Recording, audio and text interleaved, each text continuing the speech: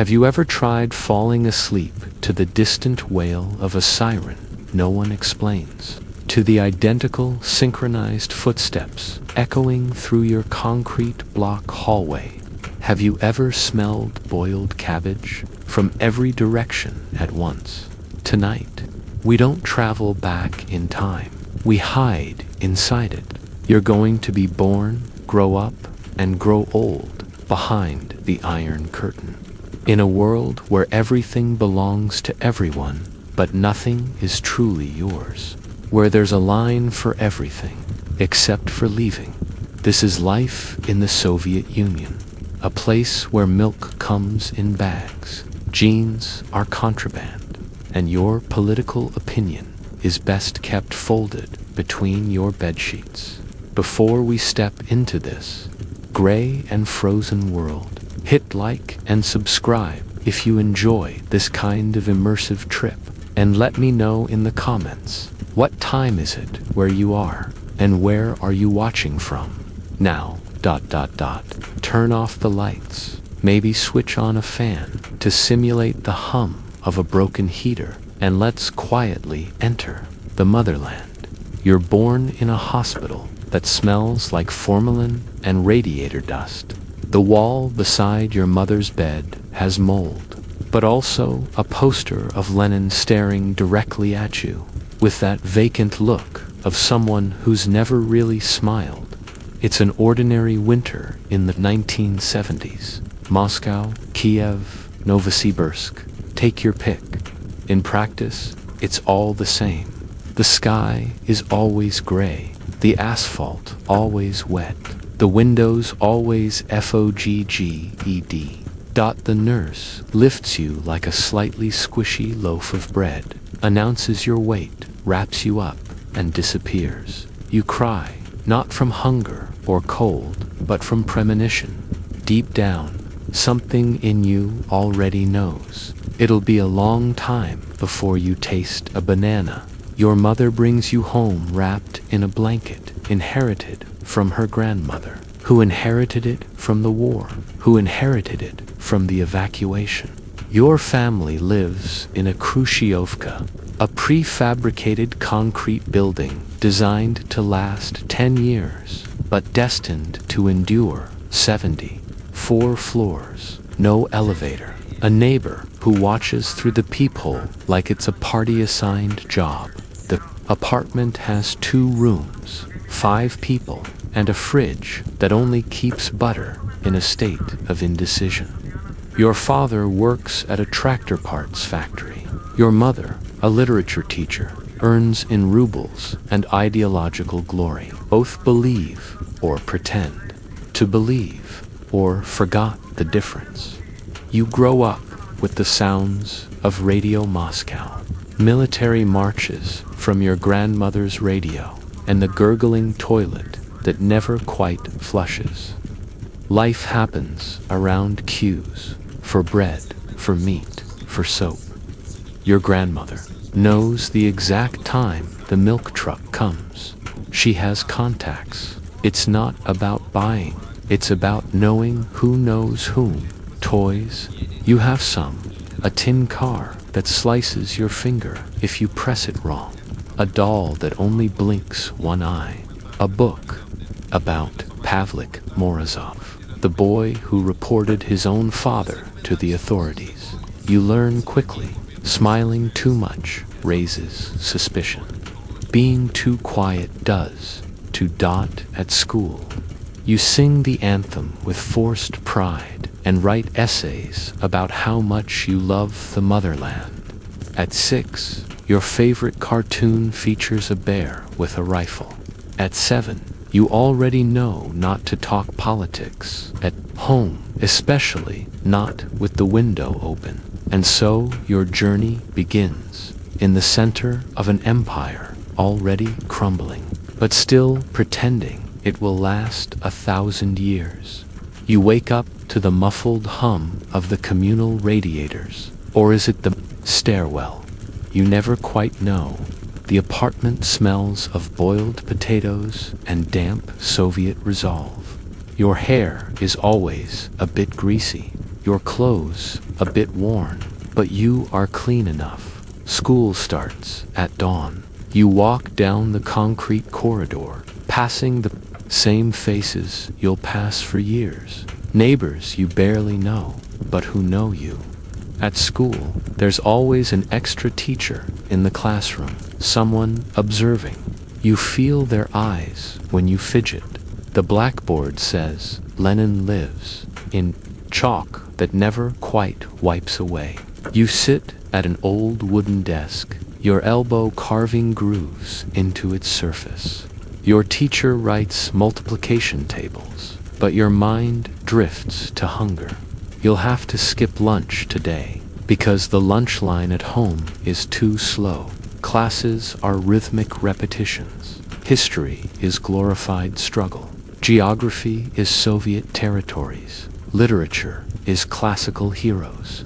Creativity is suspicious, best reserved for whispering jokes under your breath. You learn that jokes travel fast, and consequences travel faster. You whisper anyway. After school, you join the young pioneers. You wear the red scarf with a solemn smile. You pledge loyalty in unison. You feel the fabric scratch your neck like an invisible leash. You carry the burden of belonging at home. Your grandmother asks for your help, holding the bucket for the kvass, unpacking a sack of potatoes. The kvass is sour and fizzy, but it warms something in you. Maybe it's hope, or just sugar. You hear rumors sometimes. A neighbor whispers that her brother vanished after criticizing the factory manager. You don't ask, you don't laugh, but your throat tightens. Every evening, the TV glows, black and white images, speeches from Moscow, occasional foreign reports, always ending with a stern reminder, be vigilant. You tune your morning radio carefully to catch small details, prices, shortages, leadership changes. You know that Khrushchev's de-Stalinization won't change your kitchen. Nights are the strangest, cold, quiet, except for the groan of pipes. Sleep comes easy, heavy, like forgetting. You dream of open fields, ripe fruit, a warm breeze. You wake and remember that's not here. Asterisk, your adolescence is a long walk through drab halls and cold yards. You're 14 when you first feel desire, not for ideology, but for a stolen glimpse of color. You trade for a cheap lip balm contraband, and it tastes like sugar. It feels like betrayal. You sneak into the courtyard with your crush. You share a cigarette fashioned from tea leaves. The smoke tastes like tobacco and regret. You talk about escaping, maybe to Poland, maybe to Finland, but the fences are high and the border guards higher. Your face begins to change. You grow taller, your voice shakes. You discover muscle under the gray fabric of your uniform. The state celebrates strong bodies and weak minds. You train in athletics, struggling to outrun the feeling in your gut that this life is too small. Your father brings home tales of factory quotas and broken machines. Your mother recites Pushkin over dinner. She teaches you the hidden layers of metaphors carefully. You learn to speak in code, words within words. You learn that freedom can exist between the syllables. You get your first job at 16, helping in the collective farm. You drive a tractor, the metal vibrating under your hands. You wake before dawn, feed pigs, plow soil. The earth smells alive, unlike the stale apartment. Sometimes you stand in fields and feel that maybe, just maybe, the land doesn't belong to the state. It's yours. Then you remember the party flag waving overhead, and the tractor you drive belongs to the Cocos, not you. Your first paycheck is in rubles. You buy a bar of chocolate with half your month's wages. You melt the wrapper and save it, hoping to smell it again. It lasts 2 days, then it's gone. You feel empty, but still alive. Back home, you and your friends linger in hallways. You pass news by footnote. They arrested Uncle Mikhail. They banned that band. It's always someone you know. You laugh about it, ironically. It's safer. You laugh, but tears shine in your eyes. The party celebrates your coming of age. You're 18. You swear an oath, patriotic, unwavering. You mean it. You don't. In that leer of a pledge, you taste the bitterness of loyalty, no, of compulsion, and you learn allegiance can be worn the way you wear a coat, because you have to, not because you feel warmth. Love, in the Soviet Union, is not red roses or whispered verses in cafes. It's more like ration cards, limited, conditional, necessary. You meet her at a youth assembly. She's wearing a beige coat, holding a book on Marxist theory she clearly hasn't read. Her eyes linger too long. That's enough. You walk with her through icy alleys, hands in your pockets, hearts on mute. You don't talk about dreams, too dangerous. You talk about homework, bread shortages, the weather. Still, something glows. Under the ice, a shared defiance, a mutual loneliness. You both feel like unfinished people looking for someone who won't report you. Your first kiss happens in the back stairwell of her building. The light flickers, the walls smell like metal and old soup, but the world stands still for a second. Even the pipes stop groaning. You don't date.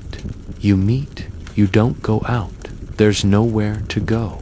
The cinema plays state-approved epics. The cafes serve only weak tea. But you find joy in repetition, in walking the same streets, watching the same lights flicker, hearing the same knock. On the radiator, that means I'm here. Eventually, you marry. It's expected. You sign a paper. It tastes like cardboard and hope. Your friends give you soap, towels, a samovar, survival gifts. Your wedding photos are stiff, but you smile like you mean it. Maybe you do. You move into a new apartment. Still concrete, still mold in the corners, but it's yours, sort of. You make love in a narrow bed with government sheets. The blanket is scratchy. The walls are too thin. The neighbors know when you climax, but you don't care. You build a life together, not from dreams, but from fragments. You hang curtains. You steal a plant from the school. You tape a picture of the Black Sea to the wall and pretend it's a window. Sometimes it works. You fight. Often the pressure leaks through the pipes. You argue over potatoes, over missing shoes, over everything. But then you apologize by peeling an orange in silence. Forgiveness smells like citrus. You don't talk about leaving. Even your fantasies are local. A summer dacha, a train to Leningrad, a vacation in Crimea if you behave.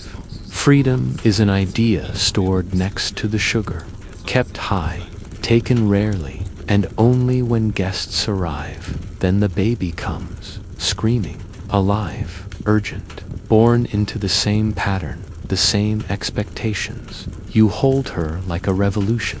She is tiny, pink, loud. The hospital gives you a blanket and a ration book. You name her after a grandmother or a concept. The state applauds. You don't care. Her breath smells like milk. Her eyes are enormous. She looks at you as if she knows everything already. Maybe she does. That night, you watch her sleep under flickering lights. Outside, snow falls in spirals. You feel something ancient and warm in your chest.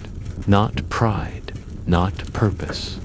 Maybe just the strange Soviet version of joy. That delicate miracle of surviving long enough to love someone who didn't ask to be here. Your days begin before the sun. You wake in the dark, dress in silence, eat bread that tastes like cement, drink tea that tastes like rust. The clock ticks with the smugness of repetition. You head to the factory again. The bus is packed. Bodies press against yours. No one speaks. The driver coughs like a dying engine. The road is cracked. The city rolls past in slow grayness. Smokestacks, posters, lines of people waiting for things they may never get at work. The air smells like oil and compromise. You make parts for machines you'll never use. You turn bolts. You weld seams. You check lists. You are one cog in a perfect system. A system that squeaks, that leaks, that lies. Your supervisor carries a clipboard and eyes like frozen marbles. He marks your name. Sometimes he smiles. That's worse. Smiles mean something's wrong.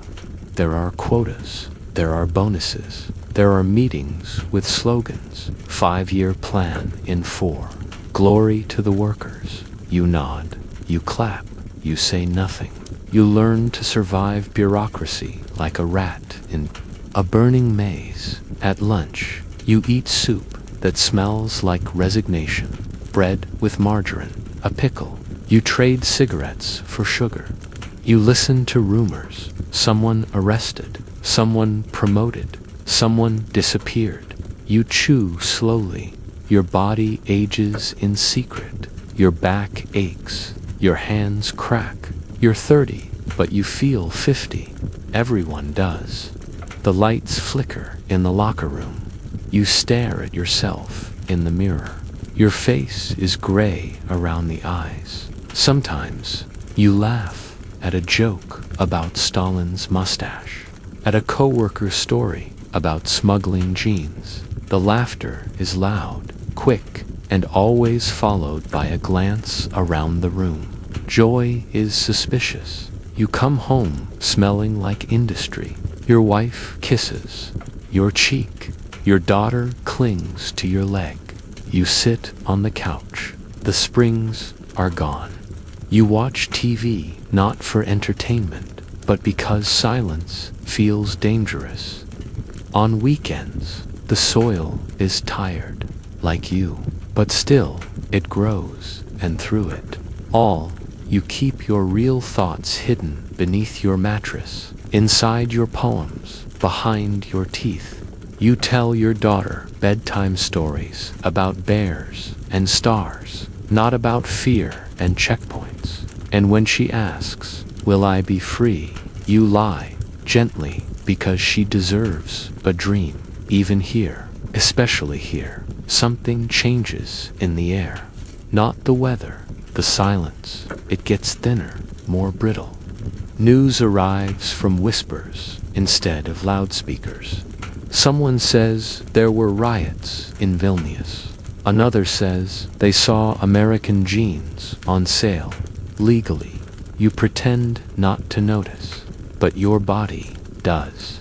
You start to walk slower, breathe deeper, speak a bit louder. Then it happens. The death of Brezhnev. A joke makes the rounds. Our leaders are dropping like flies. You don't laugh, not in public. He speaks of glasnost, openness, and perestroika, restructuring. You don't know what it means. Not really, but it sounds slippery, dangerous, hopeful. Suddenly, people speak. They whisper less. They say things like maybe things will change. And did you read that new article in Oganyak? Newspapers have teeth now, small ones, but real. You read them in the kitchen, eyes wide. You start to feel something strange. the beginnings of belief. Your daughter brings home new textbooks. One chapter questions Stalin. Your wife winces. You look out the window. The city is still gray, but it looks ... lighter. Not in color, in weight. At work, they stop yelling about quotas. Now they talk about reform and efficiency. They fire your supervisor. You don't miss him. The new boss is softer. He talks like he listens. Real coffee. Imported. The taste is sharp and bitter and wonderful. You keep the tin on display like a trophy. Visitors touch it like it's a relic. TV starts playing foreign shows. You see Western haircuts, neon lights, cities that don't look like yours. You feel envy. Then you feel shame for feeling envy. Then you stop caring about the shame. You try to call your cousin in East Germany. The call goes through. The voice sounds far away, but real. You talk about music, about the wall, about passports. Neither of you says the word freedom, but it lingers like perfume in the room. But things don't just get better. Money loses value. Rubles feel like leaves. You don't know which is worse. You feel yourself suspended between two worlds, the one that shaped you and the one that hasn't fully arrived. You are unsure of the rules now, and that, more than anything, is terrifying. Because if the rules are gone, ... then who are you? The empire doesn't fall with an explosion. It dies with a shrug. The lines get longer. The shops get emptier. You start saving string, jars, batteries, anything. Not because you need them, but because you remember needing them once. And the past feels dangerously close again. The ruble crashes. You lose half your savings overnight. Then the other half. Your neighbor starts trading canned meat for aspirin. Someone you knew in school now sells soap on the street corner. People begin leaving. Not mentally, physically. Emigrating, fleeing, escaping. They talk about Israel, Germany, Canada. You want to ask them what it feels like to have a passport with real purpose. You don't take. The Berlin Wall falls. You watch it live on TV, sitting on your couch with dry bread and watery tea. You see people dancing on concrete, kissing strangers, laughing like they've never known fear. You cry quietly. No one in the room asks why. Your daughter turns 17. She wants jeans. She wears them like armor, like independence stitched in denim. Then, in 1991, the screen changes. One day, the Soviet flag flies. The next, it DOESN, single quotes, T. Your daughter wakes you up that morning. It's over, she says. You think she means the news. She means everything. The USSR dissolves on paper, but not in your bones. You walk to work like usual, only there's no work. The factory is closed, not temporarily, not for restructuring, just gone. You sit on a bench and watch pigeons. They don't care who governs. You envy them. Then you feel silly. Then you feel empty. Your wife goes back to teaching, but now the curriculum changes every month. She tries to explain capitalism to 12-year-olds using candy bars and fairy tales. You hear her crying at night. She doesn't know how to believe in this new world. You start doing odd jobs, fixing radios, repairing shoes, translating manuals for machines that don't exist anymore. You barter for eggs. You grow potatoes in a broken suitcase on the balcony. You hear about oligarchs, men who became rich overnight by owning things you never knew could be owned. You hear about privatization, You see old party officials in new suits, driving black cars past people begging for bread. You don't feel betrayed. You feel lost, like a language no one speaks anymore. At night, your daughter asks, "Were we the bad guys?" You don't answer. You don't know. You only know you tried to love, to survive, to believe, and now you stare out the same window, but the poster is gone. The silence is different. Not afraid, just uncertain. The world is open now, and it is terrifying. You try to start over. The sign says, "Sales Representative." You've never sold anything in your life. The manager asks about your competitive experience. You tell him you spent 30 years working in a factory under strict quotas. He nods, confused. Courier, night guard. You are overqualified and underqualified for everything. Your resume is a tombstone from another world. You stop bringing it. Sometimes you sell things on the street. Socks, batteries, old books. People pass quickly, eyes on the pavement. You recognize a man from the factory. He doesn't recognize you, or pretends not to. You don't blame him. The city changes fast. Billboards bloom like mold. Western brands fill the windows. You wait 3 hours in line just to see it. The burger is warm, soft, strange. It tastes like surrender. Your daughter starts wearing lipstick. She watches American music videos. She speaks in borrowed slang. But you smile. She deserves something new, even if it leaves you behind at night. You read old newspapers, not for news, for comfort. The headlines are from a time you understood. You trace your fingers over the paper, as if the ink remembers you. Your friends change, too. Some grow bitter, drunk on nostalgia. They curse the youth, the West, the new prices. Others become quiet, floating through life like ghosts in unfamiliar clothing.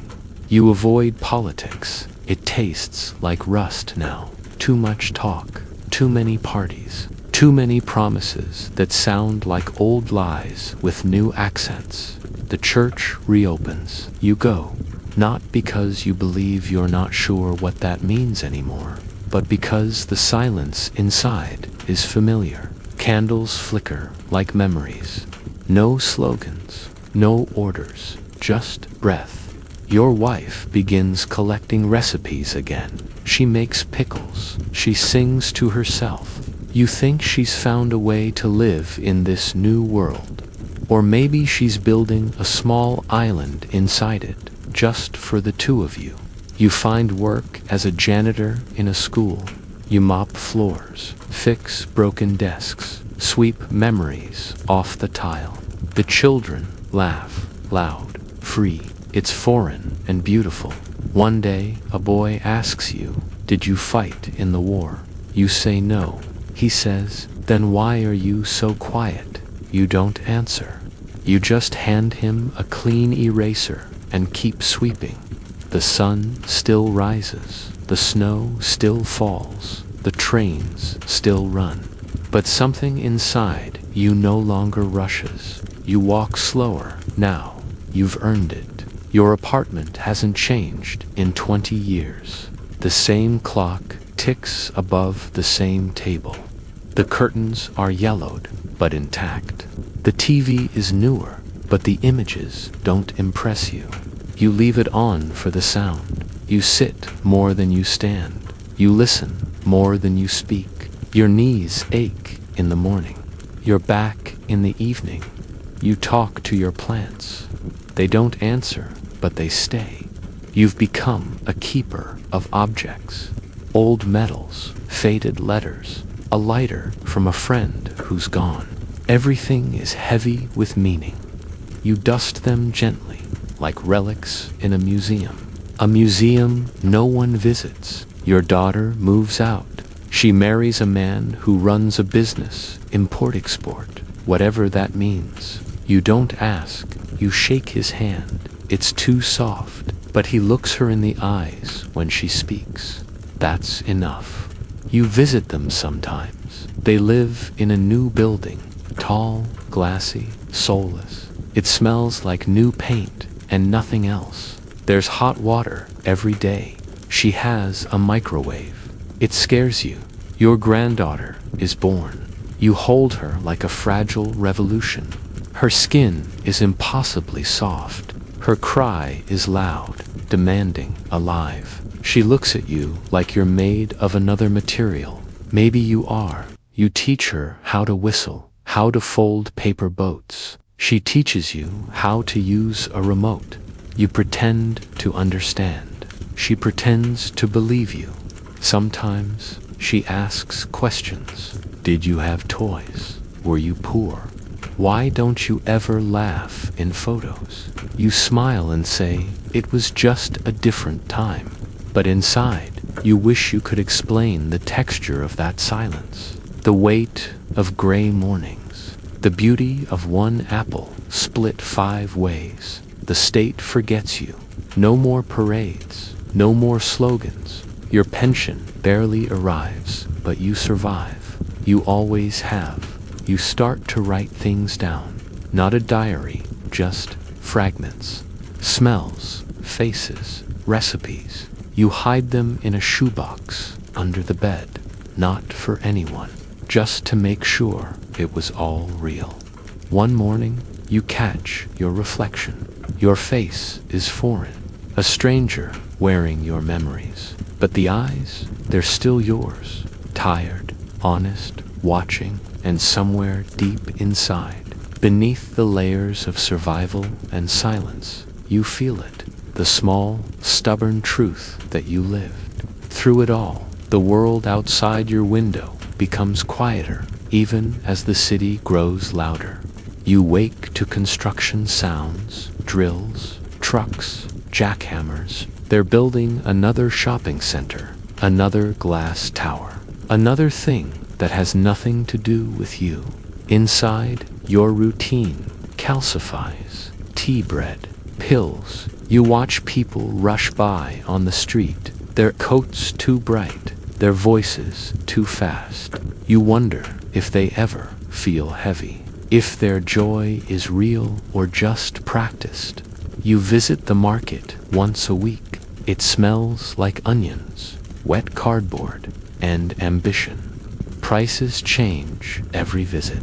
A loaf of bread costs more than you remember earning in a day. You pay it anyway. Occasionally, you hear laughter in the hallway. Teenagers, they live upstairs now. One of them plays Western pop music, loud. You knock once, ask politely. They apologize. The next night, it's louder. You don't knock again. You just listen. And remember when rebellion was whispering the wrong poem to the wrong friend. Your wife gets sick. Not sudden, just slow. A cough that never leaves. Knees that never stop swelling. You take care of her. Boil water. Rub ointments. Sit beside her as she sleeps through the news. The doctors are kind, overworked, underpaid. You recognize their exhaustion. It's the same you wore for decades. They give her pills. Some work, some don't. You don't ask questions, you know. They can't answer at night. You hold her hand. Her fingers are thinner now, bones like twigs. She smiles when she dreams. You wonder what memories she sees. You hope they're soft ones. You start talking to her more about old movies, about your daughter's first words, about the way the sky looked in 1986, that one summer, where everything felt like it might change for the better. Sometimes she responds. Sometimes she just squeezes your hand. You begin writing letters to no one, to people long gone, old friends, brothers in arms, people you loved but never said it to. You never send them. You keep them in the same shoebox with your notes. One day, you walk into the kitchen and find a drip from the ceiling. You put a pot under it. The sound is rhythmic, like a metronome or a countdown. You sit, listen, and sip your tea. The snow starts to fall again, soft, relentless, indifferent. You start forgetting things at first. It's small, a date, a face where you left your keys. Then it's bigger. Entire mornings disappear like smoke. Conversations you don't remember having. Names that once lived in your mouth now hover out of reach. Your daughter notices. She talks slowly now, as if translating for someone just learning the language. You nod, smile, say yes when you don't understand. It's easier that way. Your wife's cough gets worse. Some nights you sit by her bed and count the seconds between each breath. You don't know what number means. Go get help. You just keep counting, just in case. The neighborhood changes again. New cars, new lights. A sushi bar opens where the pharmacy used to be. You stare at the sign. You don't know what sushi is. You're not sure you want to. One afternoon, you take a long walk. The park is mostly empty. Children play on new plastic swings. A man walks a dog in a jacket. You sit on a bench and close your eyes. The wind is sharp but familiar. You remember your first snowfall, the taste of your mother's borscht, the crackle of the old radio, the weight of your daughter in your arms, the sound of your name whispered in a stairwell. A boy runs past you, laughing. He's wearing headphones. You wonder what he's listening to. Probably something fast, something bright, something you would have hated and secretly loved. You return home slower. Your knees wobble, your lungs sting, but you make it. You always do. That night, your wife doesn't eat. She just stares out the window. You sit beside her, say nothing. Sometimes silence is the last kindness you have left. You brush her hair, wrap her in a blanket, hold her hand. She doesn't squeeze back this time. The heater knocks, the clock ticks. The world doesn't pause, and for the first time in a long time, you feel very, very alone. The days become a loop. You wake, make tea, sit by the window. Sometimes the sky is blue, sometimes white. You've stopped caring about the difference. They all feel the same now, like background noise in a film that has already ended. Your wife sleeps more. She no longer rises when the kettle whistles. She no longer hums in the hallway. You still talk to her out loud about the weather, about the people on the street, about the things you saw on the news that you don't really understand anymore. She listens, maybe. Or maybe you just need to hear yourself speak. Your granddaughter visits. She brings oranges, soft socks, a drawing she made. It's a family portrait. Everyone's smiling. You look at your own face in the drawing. The lines are simple, but the eyes are too round to open. You wonder if she's ever seen you truly smile. She asks why her grandmother doesn't talk anymore. You say she's tired. The girl nods. She understands more than she should. Children always do. Later, your daughter calls. She says the word hospice. She tries to say it gently, like it's a pillow instead of a cliff. You nod, even though she can't see you. You say, let's wait a bit. You're not sure for what. You sleep less, or too much. Time loses structure. Meals blur. Clothes stay on chairs for days. You stop shaving. The man in the mirror looks like someone left behind by a different era, which is true.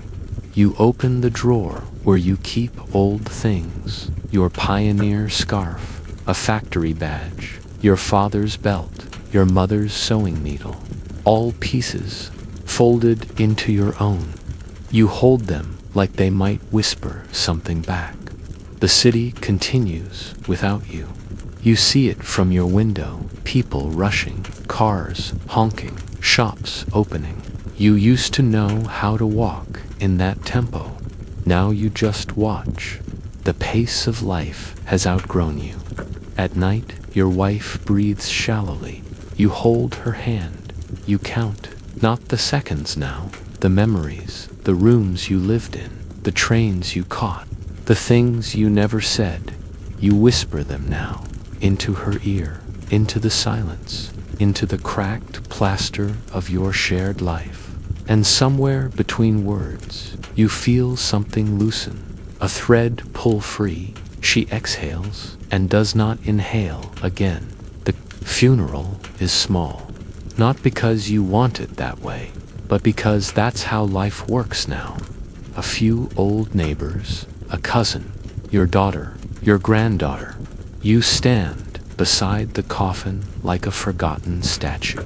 She looks peaceful, the same way she looked in sleep during those long, quiet nights. They dress her in the beige blouse she always liked, the one with the missing button. You tried to fix it. You never did. Someone reads a poem. You don't catch the words. You only hear the rhythm, the pause between each line, like her breath in those final days. The burial happens in slush.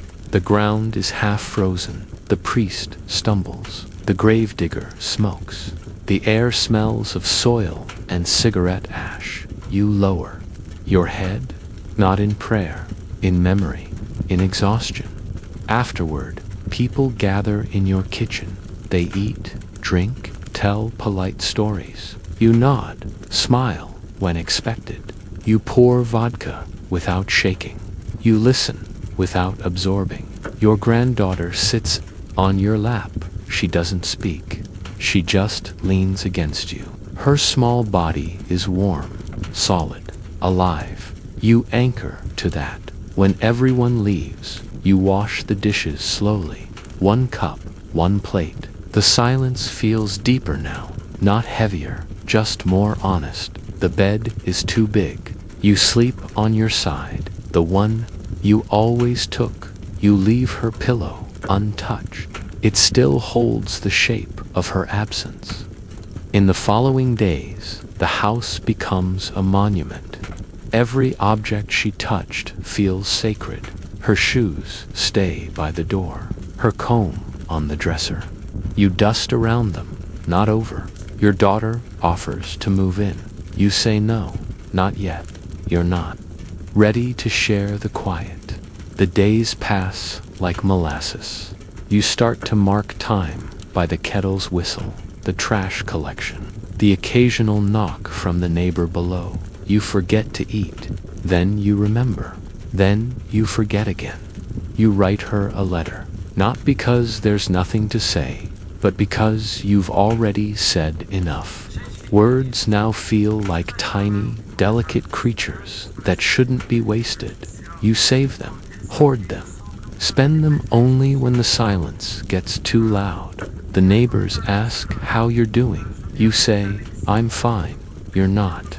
But you don't expect them to wait for the truth anyway. You start walking in the mornings, short walks, cautious steps. The cold air stings your face like memory. You see the same trees you've seen your whole life, thinner now, more bent, like you. There's a new playground where the old factory used to be. Children scream with joy, oblivious to the ghosts. Buried beneath the concrete, you sit on a nearby bench. One of the mother's eyes you with suspicion. You nod politely, say nothing, leave early, back home. You listen to the radio again. Not the news, the music. Old Russian ballads, war songs, melodies stitched with grief and bravado. They sound different now, softer, sadder, honest. You find yourself talking to the walls, to the teacup, to your wife's scarf. You know none of them can hear you. But that's not the point. Speaking, even to nothing, reminds you that you still have a voice. Your granddaughter visits less often now. School, friends, life. You don't blame her. You just keep the candy dish full and the television loud in case she comes by unannounced. Sometimes you forget what day it is. Sometimes you forget where you put the sugar. Sometimes you forget why you walked into the other room. You pause, wait, and the thought comes back, or it doesn't. Either way, the moment passes. You begin to write again. Not long entries, just fragments, smells, colors, pieces of memories that no longer fit together. You don't care if they make sense. You just don't want them to disappear. At night, you lie in bed and watch the shadows move across the ceiling. They shift with the headlights from the street. They look like people you used to know. Sometimes you speak to them. Sometimes you just stare. You don't cry. You haven't in years. Not because you're strong, but because the tears have simply gone somewhere else. Somewhere quiet. The winter is harder this year. The snow arrives early, heavy, unforgiving. Your bones feel every degree, every gust. The radiator clicks but doesn't warm.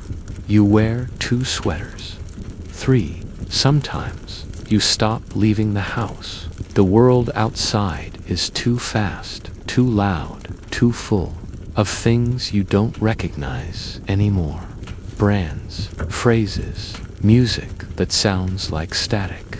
Everyone walks while looking down into little glowing screens. You wonder if they're happy, if they know what they're missing. Inside, your apartment becomes a ship, floating, drifting. You navigate from room to room like a captain with no map. The furniture groans under your weight. The floorboards creak like old knees. You speak less now, even to yourself, even to the scarf, even to the shadows. One day, the electricity goes out. You light a candle. You sit by it. You don't panic. You've lived without power before. The quiet reminds you of childhood, when silence wasn't a luxury, but a rule. The candle flickers. The shadows return. You don't talk to them. You just nod. You eat cold soup from a jar. You drink water that tastes like pipe. You feel no hunger, only the need to maintain rhythm. The body has rules. You follow them out of respect. You stop checking the calendar. You know what season it is by the way your joints sound in the morning. Sometimes you hear voices from the hallway, laughter, arguing, footsteps. None of them are coming to your door. You're no longer part of the building's story. You've become background. One morning, you look out the window and see fog, thick, immovable. The world beyond the glass disappears. And for a moment, you wonder if it ever existed at all. You make tea. You sit in your chair. The steam rises in slow spirals, and you realize something strange. You don't feel sad. Not exactly. You feel ... translucent, like a curtain caught in wind. You begin to suspect the walls are shrinking. Not physically, they just feel closer, like they've leaned in to listen, like they remember more of your past than you do. The curtains are never fully open. Sunlight feels harsh now, exposing. It shows the dust, the cracks in the plaster, the uneven lines of old wallpaper trying to peel itself away from history. You move more slowly. Each step is negotiated, each doorway an obstacle. You touch the furniture as you pass, not out of affection, out of necessity. The apartment becomes a terrain of small hazards. A wrinkle in the rug, a misplaced slipper, a corner you no longer trust. Your reflection surprises you. You catch it in the microwave door, in the hallway mirror, a face that's softened, hollowed, blurred at the edges. Not quite yours, or maybe too much yours. You stop using certain rooms, the bedroom during the day, the bathroom after dark. You consolidate into one corner, a chair, a lamp, a small table with tea stains shaped like continents. The world shrinks to this orbit. You adapt. Mail arrives less often. Flyers, bills, offers for products you don't understand. Sometimes the paperboy forgets you or assumes you're no longer alive. You can't blame him. Phone calls are rare. When they come, they startle you. You answer like someone in a dream. The voices are too loud, too cheerful. You can't follow. You nod into the receiver and hang up with hands that tremble. Your granddaughter comes by once a month, maybe less. She's older now, taller, her voice lower, more practiced. She kisses your cheek out of ritual. She scrolls through her phone. During tea, you ask her questions. She answers kindly. Occasionally, small things, an egg, some porridge. But more often, you eat cold food straight from the jar.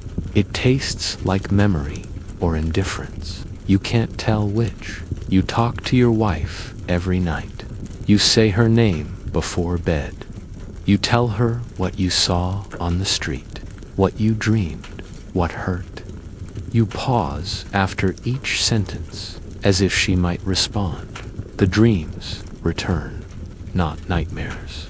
Just strange loops of old rooms, old voices. Your childhood home now filled with grown-ups you never recognized.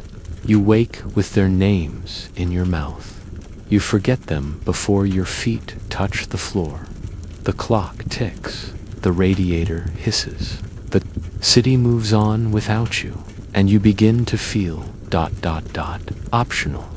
One morning, the kettle doesn't whistle. You forgot to fill it. The water boiled out. You were staring at the floor again, trying to remember a name, a street, a reason to stand. You sit instead. Let the silence ring. The burnt metal smell feels almost welcome, like something real in a world that's gone soft. You open the shoebox again, the one under the bed. Letters, notes, objects so small they could be swallowed by time. A bus token, a cloth badge, a birthday card from 1983. You lay them out on the table like tarot cards. Try to read a life in fragments. One letter catches your eye. Not yours, your wife's handwriting. You didn't remember it was there. You unfold it carefully, the paper dry as leaves. It's a shopping list, nothing more. Soap, matches, milk, buttons. But her handwriting moves something in your chest. The loop in her S, the soft slant of the ink. You leave the list out. You read it like scripture. You try to organize things. A drawer here, a cabinet there. But soon, fatigue wraps around you like wet wool. You sit, the dust wins. Neighbors die. You hear the ambulance one floor up. Then, days later, silence. Someone else moves in. They drill into the walls without ceremony. You flinch at every noise, not from fear, from recognition. You are next.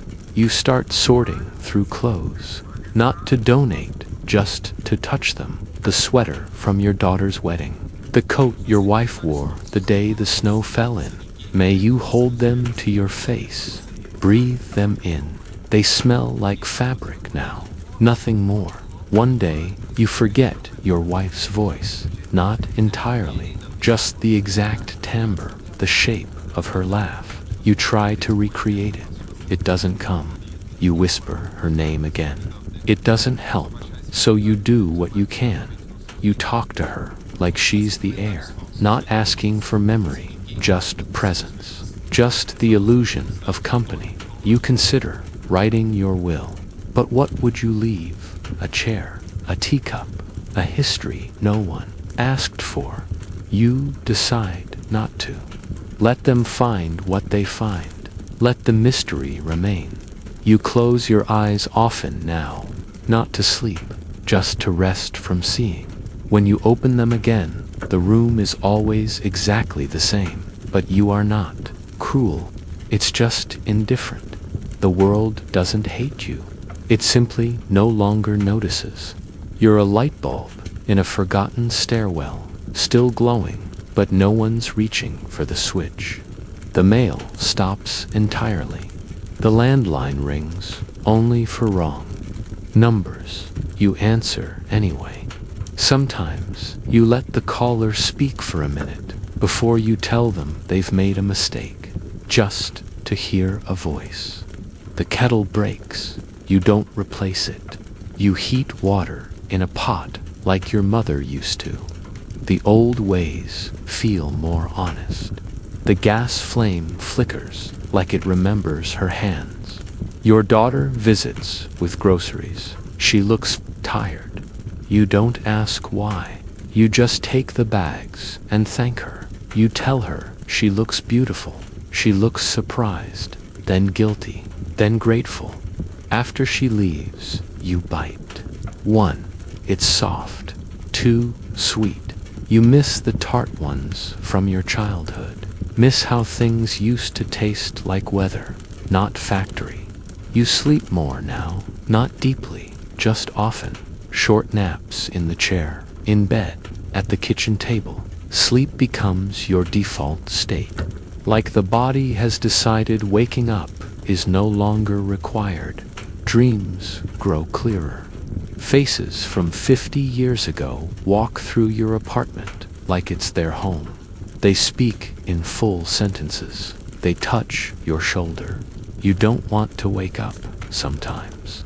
You forget you're old. You wake and expect your mother's voice from the kitchen. You rise too quickly and the room spins like 1961. The mirror becomes a stranger. You stop looking at it. It's not vanity, it's mercy. You start hearing music where there is none. A piano down the hall, a choir across the courtyard. You smile, let it play. Let the silence carry a melody. One morning, you sit by the window and realize you haven't spoken out loud in days. You say your name just to hear it again. It sounds like something from a book. You try to remember a joke, any joke. You fail. You laugh anyway. It sounds like paper tearing. There is no announcement, no grand finale. You don't hear bells. You don't see light, just a gentle withdrawal. It begins with the hands. You drop things more often. A cup, a spoon. You don't pick them up right away. You look at them on the floor like fallen leaves. They belong there now. You stop dressing in the morning, not out of sadness, out of irrelevance. The clothes folded on the chair are clean, but the robe you wear is soft, familiar. Why change? Food loses detail. Everything tastes like memory, vague, warm, fading. You eat what's there, or not at all. The body asks less and less. Your legs ache, but don't complain. Your heart beats like a distant drum. You feel it only when you're still, which is always now. One night, you dream of your wife's hands. They're younger than you remember. She's kneeling in the garden, smiling. She looks up at you, says your name, not your full name. The small version only she used. It cuts clean through the fog in your mind. You wake with tears on your face, the first in decades. You let them dry naturally. You begin sorting your things, not for practicality, for poetry. You place the scarf beside the spoon, the shoe beside the photo. You build a shrine of nonsense. It makes sense to you. You no longer check the time. The hours stopped obeying you long ago. Now they just pass. Through one afternoon, you open the window, not for air, just to listen. The street hums. A child shouts. Somewhere, a bell rings. You don't react. You absorb. You take one more walk, slow, measured, down the hallway to the front door. You rest your hand on the knob. You don't turn it. You just stay there a moment, feeling the cold metal, remembering movement. Back in your chair, you rest your head to the side, not heavily, not dramatically, like someone leaning into a thought. The apartment is quiet. The kettle is off. The walls exhale. And you are almost no longer here.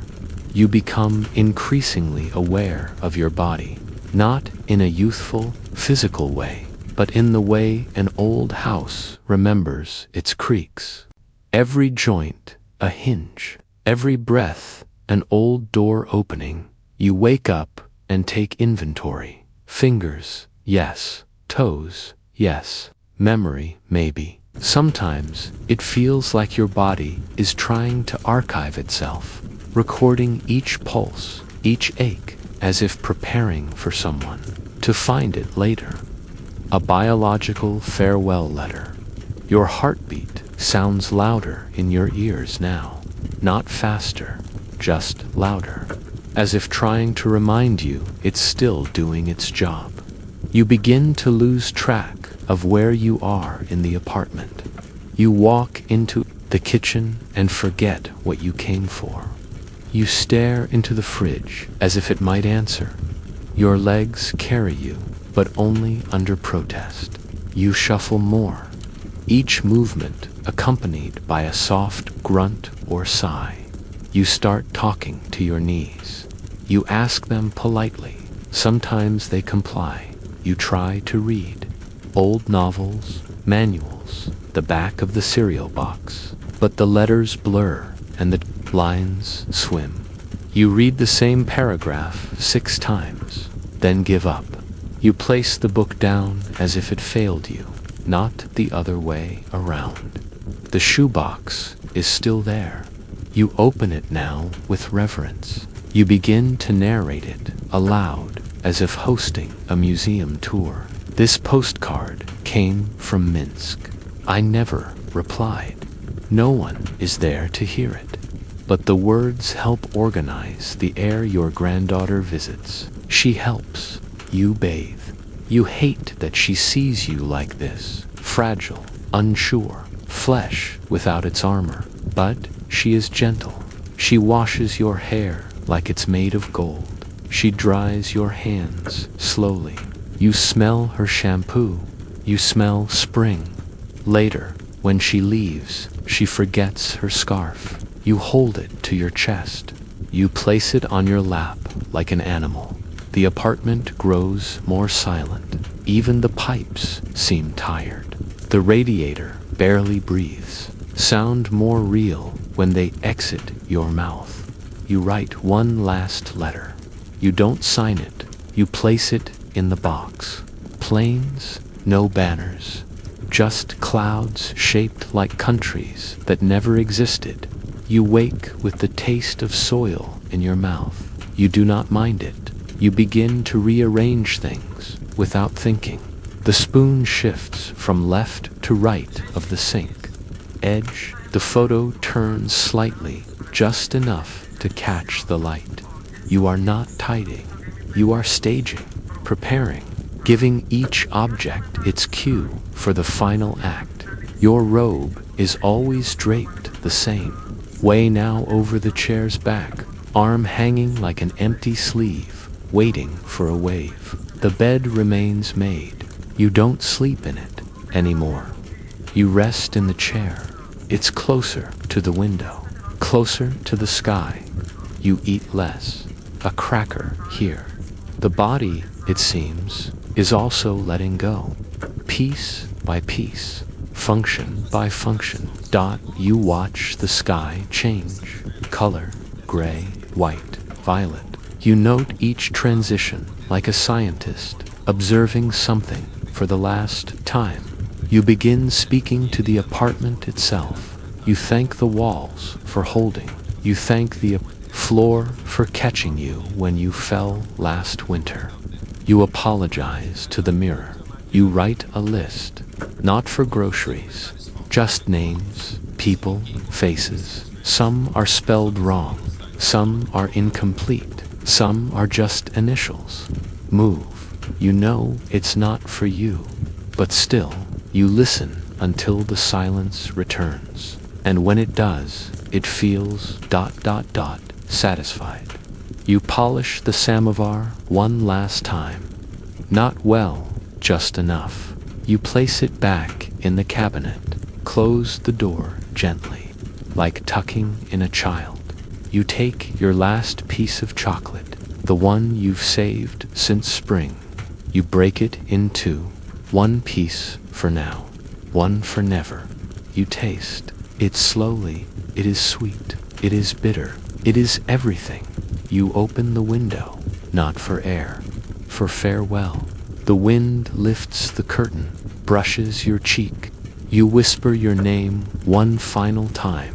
It sounds like someone else's story. You no longer wake up. You simply emerge. Sleep and waking have dissolved into a gentle sway, like drifting between shallow waters and deep. The hours don't announce themselves anymore. Light comes and goes, but it doesn't demand anything from you. You've stopped marking time, no clocks. The only measurement now is the ache in your hands and the quiet hum in your chest. You still sit by the window, but you no longer look through it. Something is no longer needed. Your granddaughter visits once more. Her face is tense with a kindness she's not old enough to understand. She holds your hand like she's holding the wing of a wounded bird. You squeeze her fingers just enough. You say, "Don't be sad." You offer a smile. She cries anyway. She brings you honey. You dip a spoon into it, taste it. You watch her go.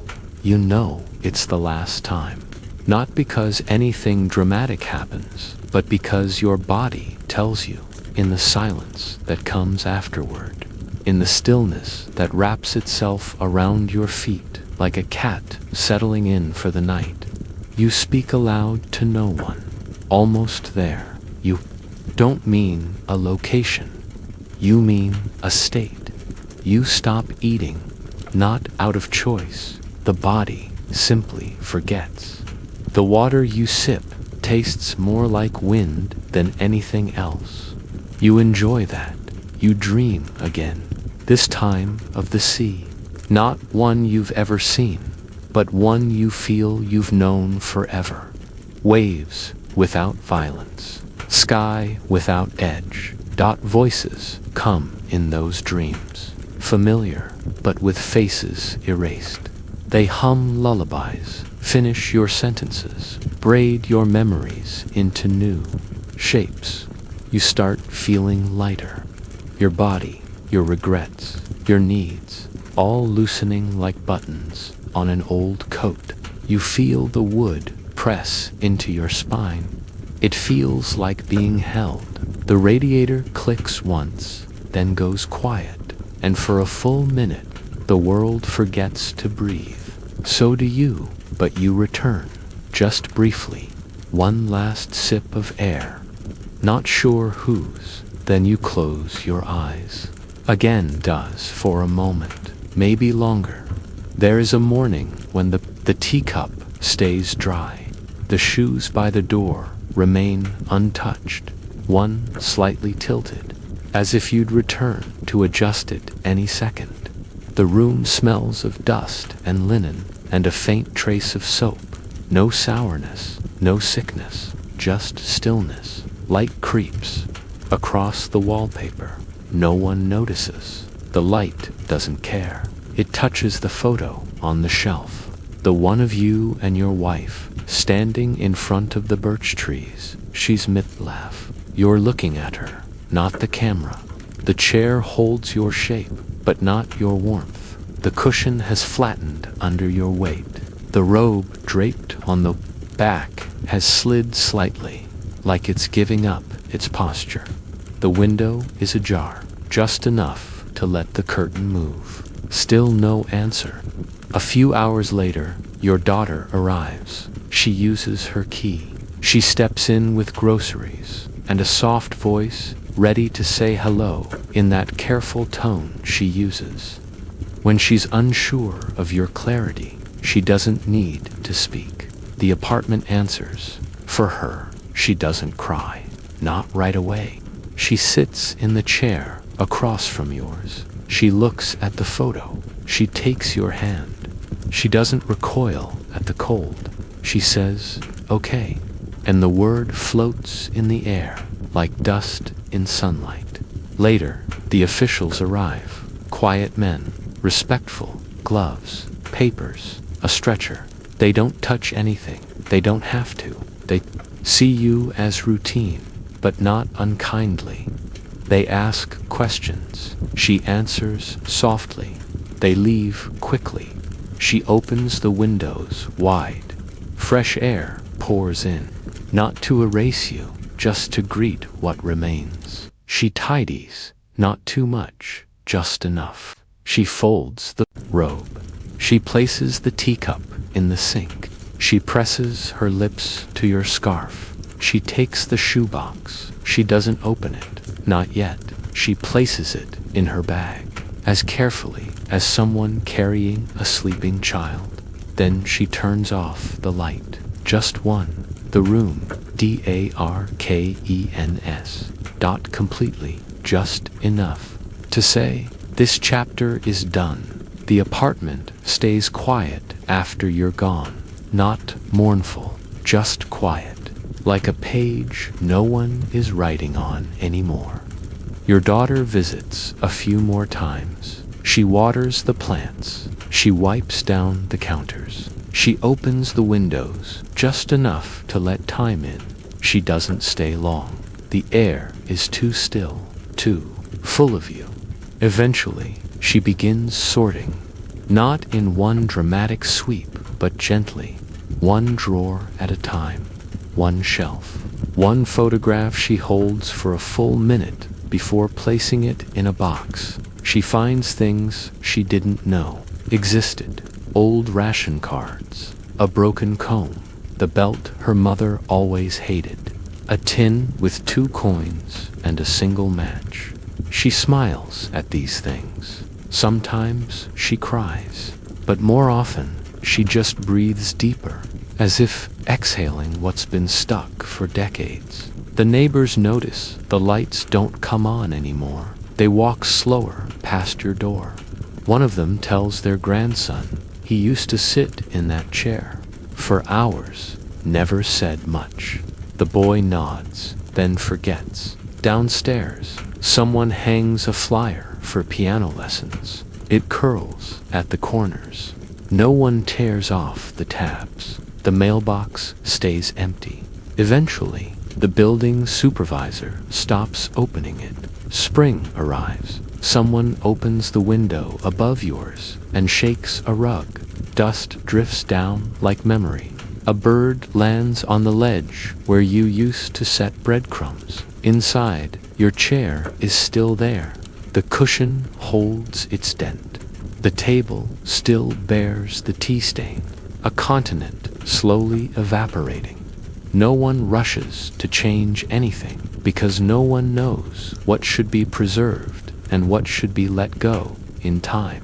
Your name is removed from the building's records, from the pension list, from the documents stacked in dusty drawers. But your scarf remains folded. Your handwriting lives in a notebook no one opens yet, and your breath, invisible, still clings faintly to the mirror. Years pass. The apartment is emptied. Not all at once, but in increments. A shelf is cleared. A lamp removed. the curtains washed, then replaced. Eventually, someone moves in, a young couple with a child. The floor is sanded, the walls painted white. The stain on the table is scrubbed, but never fully erased. They bring in laughter, electronic music, a blender. They hang a new calendar on the wall, a modern one, sleek, unsentimental. They don't know you lived here. They don't know who folded the robe or saved the chocolate wrapper in the drawer. But sometimes, late at night, the child wakes up crying and points toward the window. He says it feels too quiet in the corners. His parents smile nervously. They buy a nightlight. The feeling doesn't go away. The chair is eventually replaced. The old one was too worn, too soft in the wrong places. The new chair creaks. They oil it. It still creaks. Sometimes the child sits in it and talks to himself. They ask who he's talking to. He says, the man. They laugh, but only once. The hallway smells different now. No more boiled potatoes or old varnish. Now it's scented candles and synthetic lemon, but the walls still remember. They hold heat in certain places. They echo more softly in others. The building adjusts, but does not forget. Your daughter keeps the shoebox. She places it high on a shelf in her closet. Not hidden, just safe. She tells herself she'll go through it someday. She doesn't, not yet, but she dusts it regularly. That is her ritual. One day she opens it. She takes out a letter. Not one you wrote to her, one you wrote to no one. It says things like the light was different that morning, and I think I loved her more after she forgot my name. The words are shaky, but they ring true. She cries for the first time in years. She doesn't tell anyone. She shows the box to her daughter. The young woman runs her fingers over the medals, the notes, the matchbox with only one match left. She asks, did he really save chocolate for weeks? Her mother nods. She doesn't explain why. She doesn't need to. Your granddaughter begins to carry small pieces of you. A photo in her wallet. A phrase you used to say it's enough if it lasts. She doesn't always say it aloud, but it finds its way into her thinking, her choosing, her way of folding laundry on Sunday afternoons. She tells her friends about you, a little, in passing. My grandfather lived through the Soviet Union. They nod. They don't ask much. The story feels too big, too distant. But sometimes, one of them says, that explains a lot, and she smiles. Not in shame, not in sadness. In respect, she visits the building once, just to see it. The paint is new. The entryway buzzes with delivery men and baby strollers. But when she stands in front of the door, she places her hand on it, gently, as if to greet an old animal. She listens, and maybe she hears something, a kettle boiling, a quiet voice counting its own heartbeats, the click of a shoe left slightly turned by the door.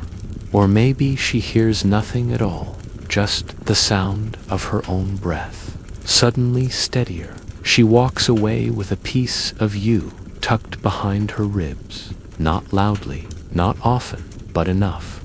The city forgets quickly, not cruelly, just efficiently. Buildings change tenants. Parks change benches. The statue near your old tram stop is taken down, then replaced by something abstract. No one can tell what it's supposed to be. A young man walks by it every morning. He listens to music through earbuds and never looks up.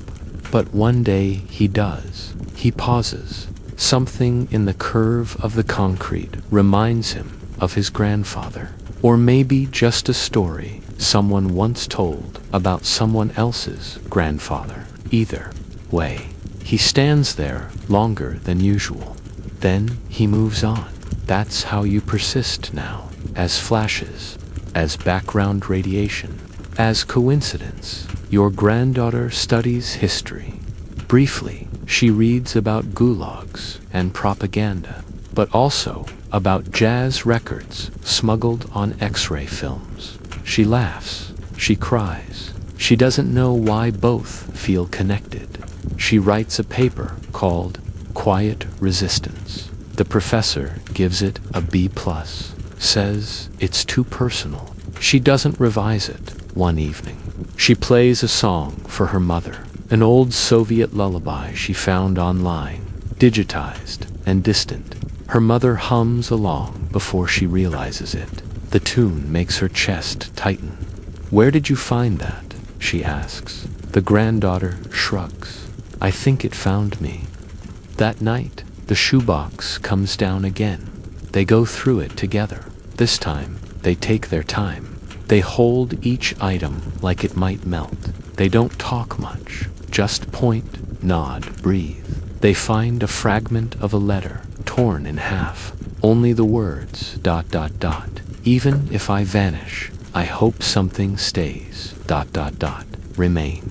The daughter reads them aloud. The granddaughter writes them down. In pen, in a notebook she'll carry for years. Meanwhile, the new tenants in your apartment paint over the last smudge on the wall, the one shaped like a handprint, barely there. It takes 3 coats. They don't notice. But their son still says, the hallway whispers. The mother rolls her eyes. The father says nothing. But one night, when no one's looking, he pauses by the window.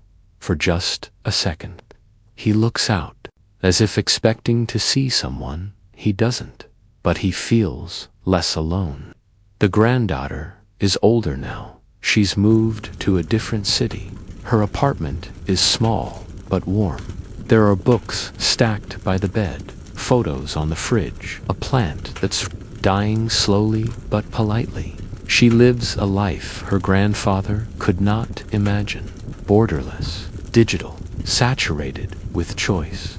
But still, on some days, she misses the weight of things. Ration cards, coins with real metal. The gravity of having only one coat for winter and making it last. She carries your matchbox in her coat pocket, the one with the single match. She never uses it, but she touches it when she's nervous, like a prayer in her palm. Her friends ask about it. She says, "It was my grandfather's." No one asks further. They wouldn't understand the magnitude of small objects. Sometimes she dreams of a flat she's never seen in person. The window fogged a kettle on the stove, a chair facing a wall that hums softly in the cold. In the dream, she's always 5 years old, and you are always exactly as you were, quiet, watching, wrapped in a robe with frayed edges. She wakes with the smell of boiled potatoes in her nose. It doesn't make sense. She opens her window and breathes in the modern air, full of exhaust. Neon, the hum of endless scrolling, and still, your voice follows her, not as words, as rhythm. She hums while washing dishes. She writes letters and keeps them unsent. She folds towels a certain way, and when she walks past people on the street, she wonders what their grandparents kept in boxes. She becomes someone who collects silences. She becomes someone who recognizes the shape of absence. She becomes quietly and completely a keeper of memory. And so, you remain, not in history books, not in documentaries, but in the way someone peels an orange in winter, in the click of a lock late at night, in the decision to save something instead of discard it. You are not forgotten. You are just dispersed like dust in blue light. Time doesn't preserve, it edits. What remains of you is not the sum of what you built or owned, but the shape you left behind in the world's routines. You are no longer a presence. You are a contour, an indentation, a pause in someone's sentence. Your granddaughter keeps the shoebox under her bed now. She moved it after a dream where the shelf collapsed. Not a premonition, just instinct. One night, when she couldn't sleep, she pulled it out and opened it like a book she'd already memorized. Inside, everything has shifted slightly. A photograph slid into a note. A medal nudged against the last bar of soap you ever owned. She rearranges nothing. The chaos is yours, and in that she finds order. She doesn't look through it like an archive. She listens to it. Each item has its sound. The crinkle of old paper, the dull clink of metal, the hush of cloth folding on itself. It is not noise. It is a language. She thinks of you often, but not always in full thoughts. Sometimes you arrive in fragments. The way she holds her spoon, the way she feels guilt when she wastes food, the way she checks the locks twice at night. Even in a modern apartment, she doesn't say your name aloud, but she writes it in margins, on napkins.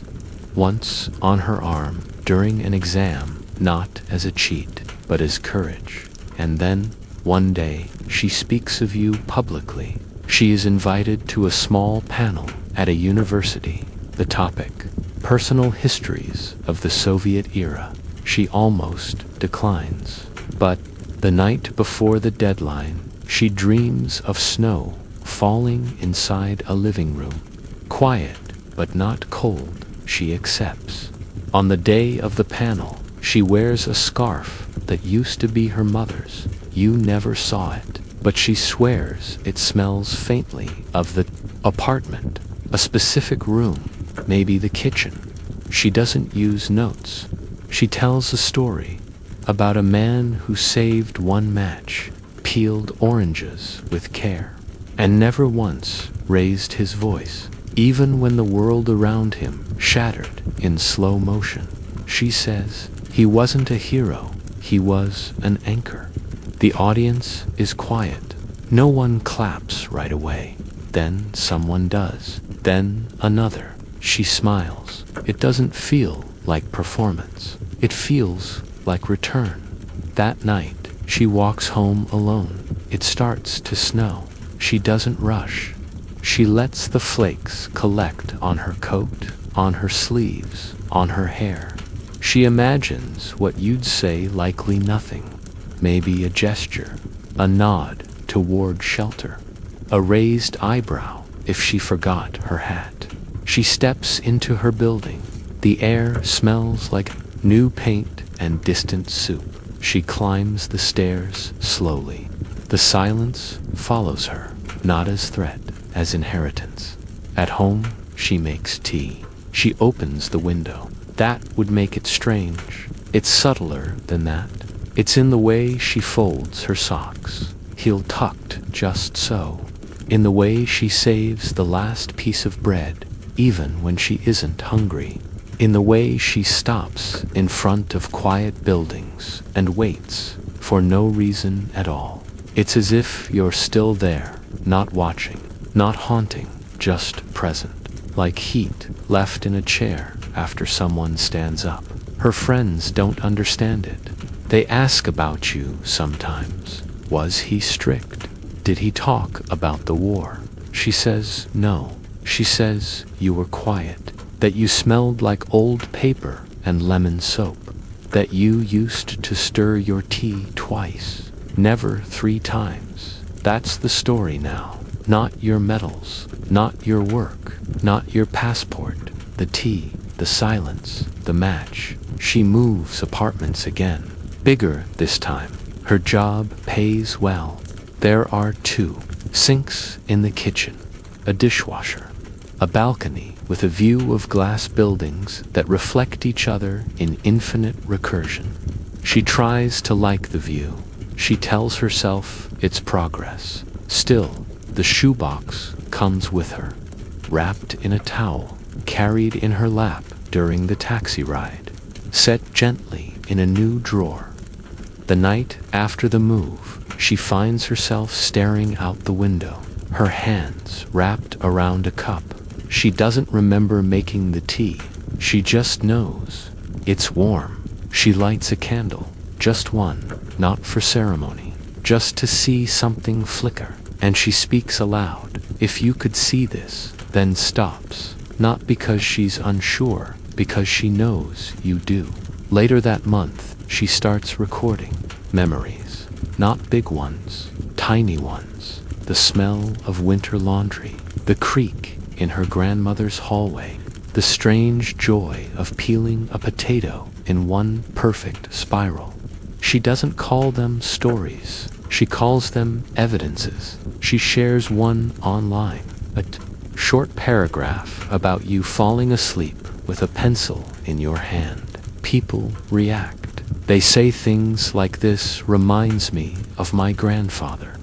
I thought we were the only ones who saved scraps of bread." A small community forms. They share their own evidences, photos of objects, sentences their grandparents said once and never again, the shape of certain silences in old kitchens, the music of faucets with slow leaks. She reads them all. She feels less alone. The project grows quietly, organically. People begin mailing her stories, boxers, artifacts, a button, a shopping list from 1985, a dried sprig of dill folded in wax, paper. She doesn't curate them.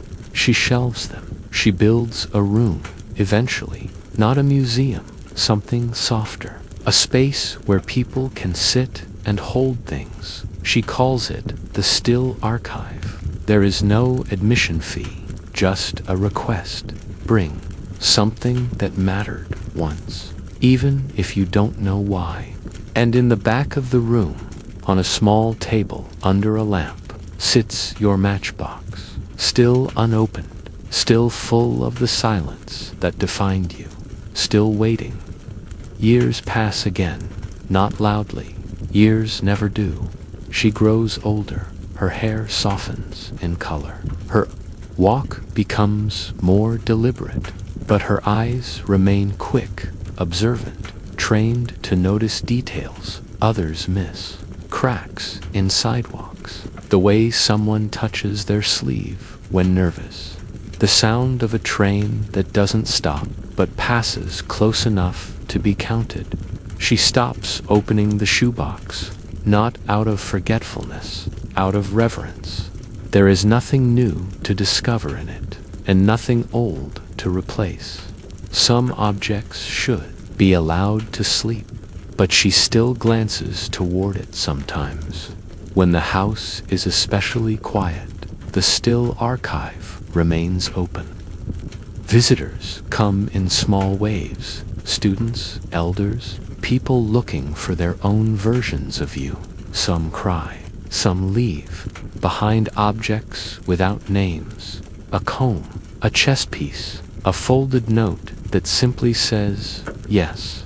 She never asks them for stories. She lets the objects speak in their own time. Some whisper, some sing, some remain defiantly mute. One afternoon, a boy no older than 12 walks in with a photograph. He doesn't explain. He just holds it up. She nods and leads him to a shelf. "Here," she says. "Place it where it feels true." He does. Then he looks at the matchbox on the table. "Can I open it?" he asks. She hesitates, not because it would ruin something, but because it might reveal too little or too much. She nods anyway. He picks it up carefully, shakes it once, hears the faint rattle, opens it. Inside, one match, one perfectly preserved, slender match. He smiles. "It's still good," he says. She smiles back. "It always was." He places it back exactly as he found it, like you used to.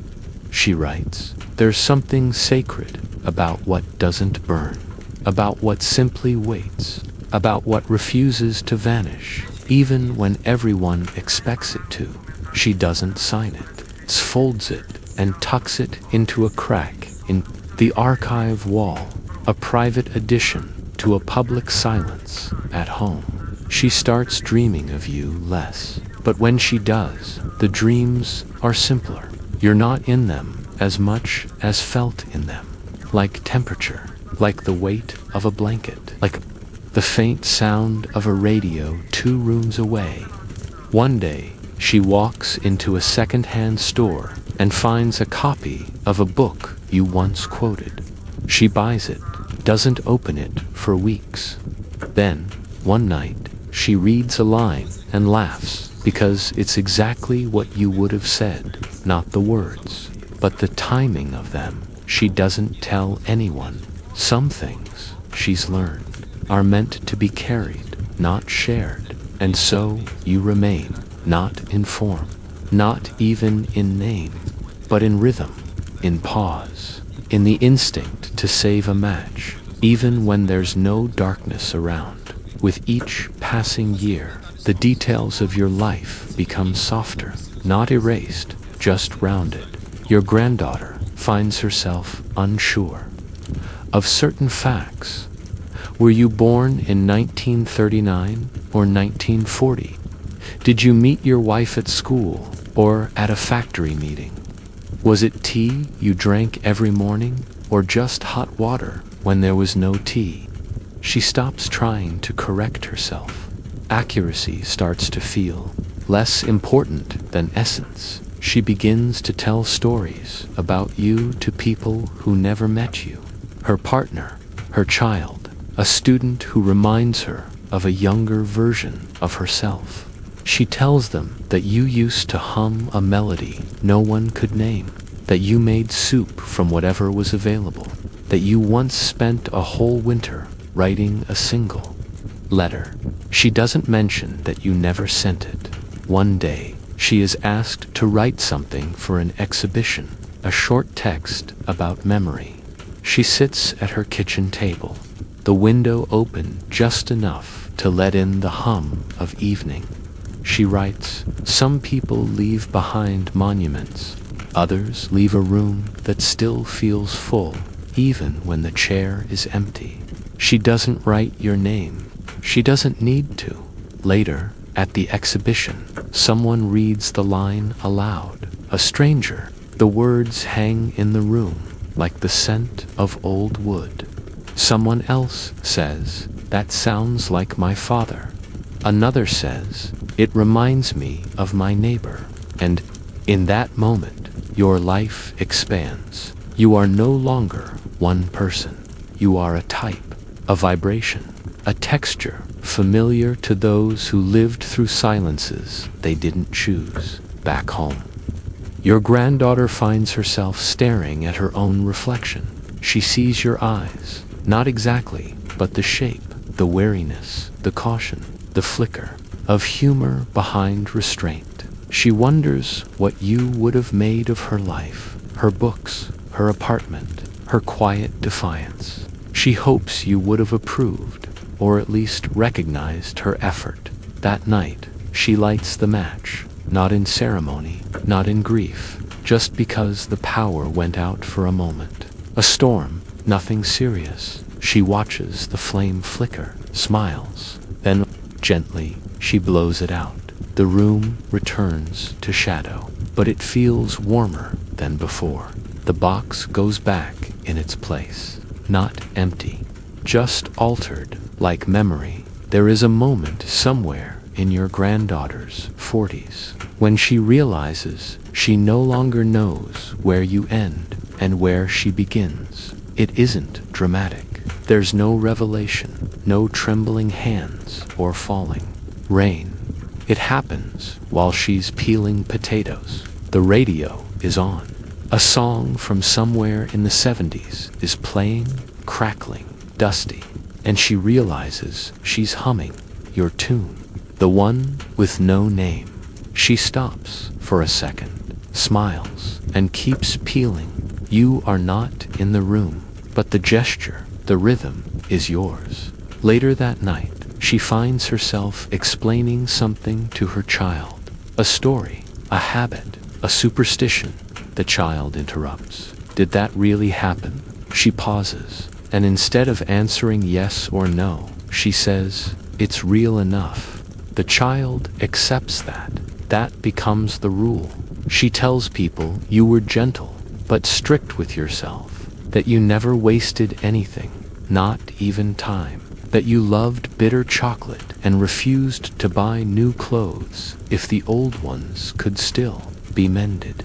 She also says you never complained. This is not entirely true.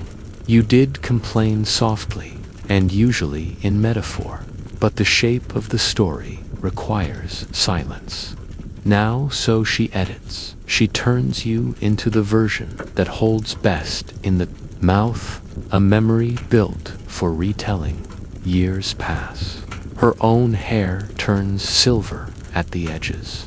Her child grows up, leaves, calls sometimes, sends postcards from cities you never imagined existing. She begins to walk with a slight stiffness. Her knees ache in the rain.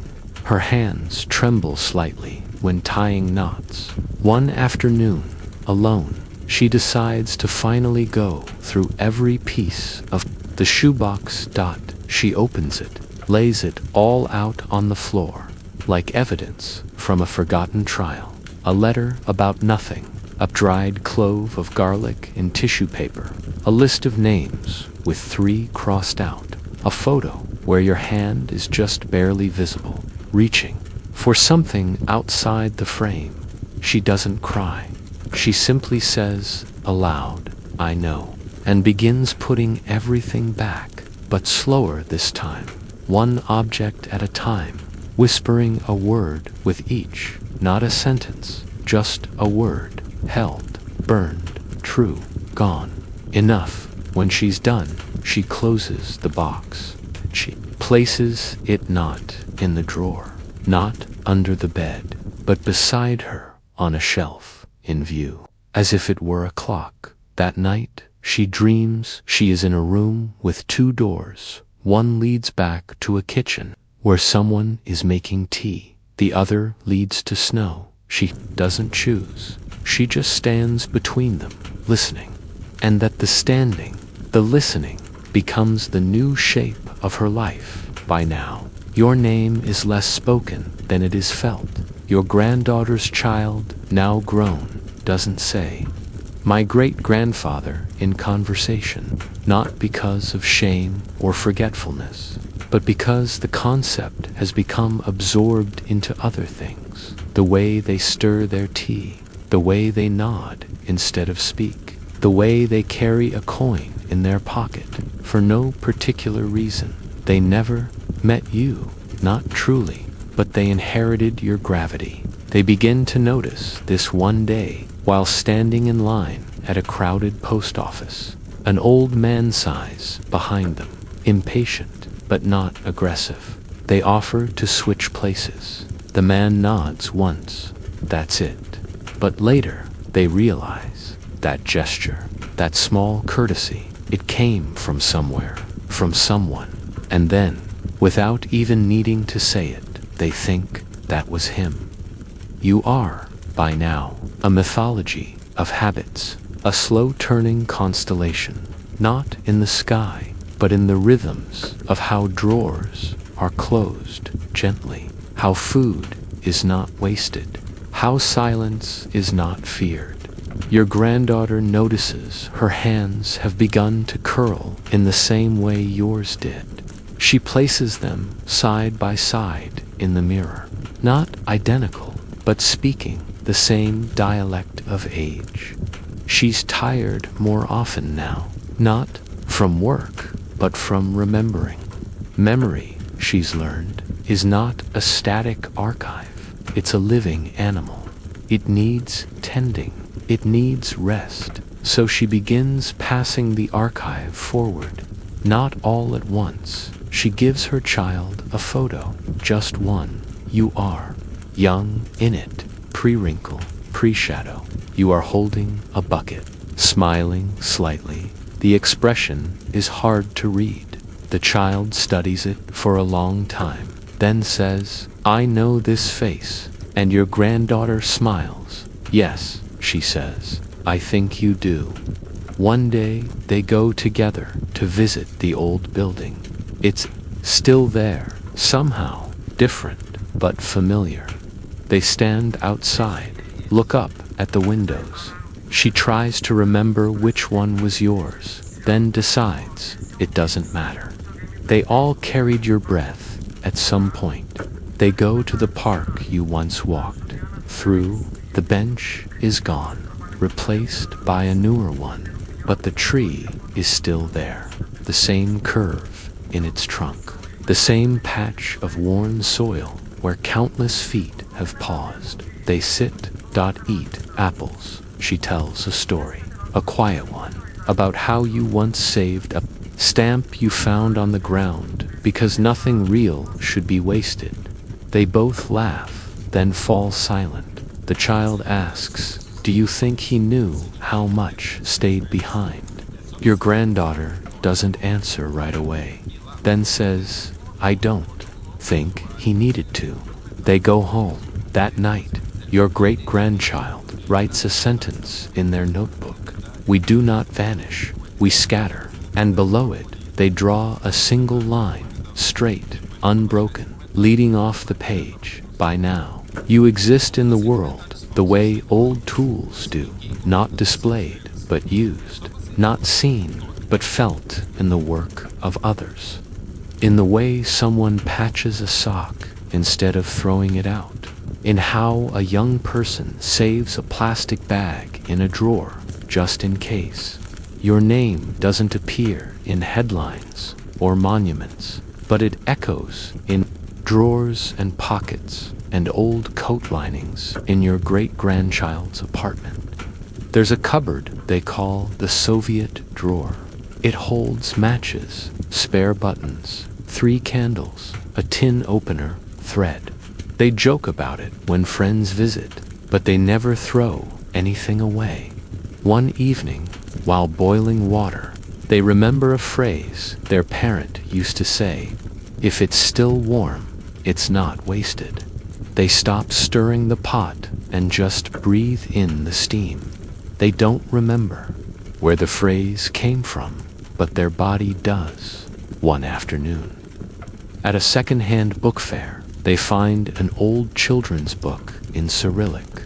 The cover is faded, the spine cracked.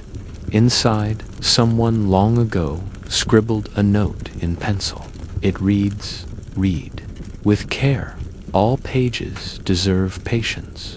They buy the book, not to read, to keep it. Sits on their desk for months, until one night they open it, slowly, page by page. The story is simple.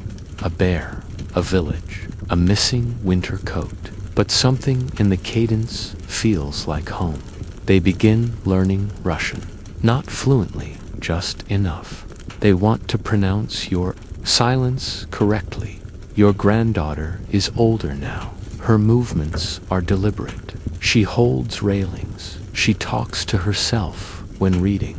Sometimes she laughs at nothing. Or maybe not nothing. Maybe something only she hears. She's begun sorting through the archive again, not to curate it, to thin it. She knows time is folding around her too. She begins sending items. Away. One to a museum in Latvia, one to a friend in Kyiv, a tiny spoon to a university in Prague. The matchbox, however, stays. It sits in a drawer beside her bed now. Not on display, not in reverence, just nearby. She opens it on nights when the city is too loud or too quiet. She looks at the single match and smiles. Sometimes she says your name. Once, she drops the box. The match doesn't break.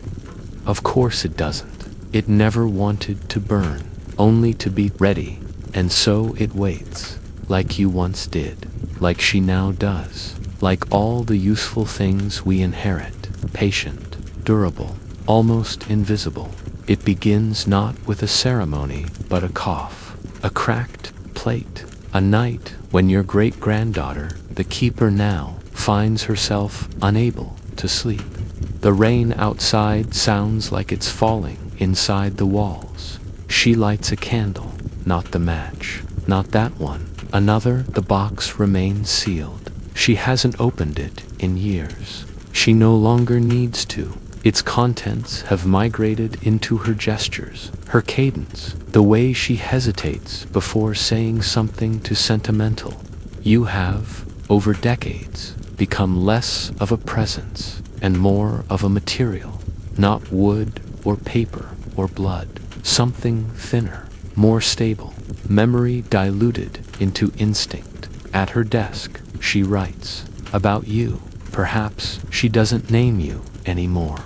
She's moved past biography.